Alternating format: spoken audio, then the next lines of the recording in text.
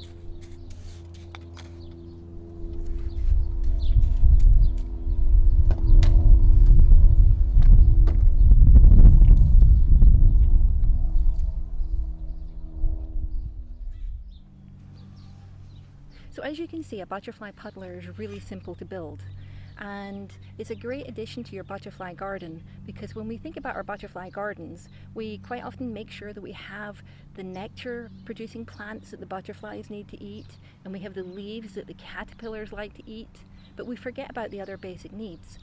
And the minerals are a really basic need because butterflies need those minerals to reproduce.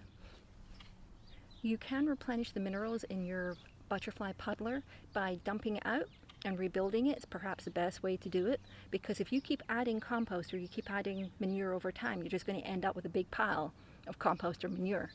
You can also top it up occasionally by adding no more than a teaspoonful of salt.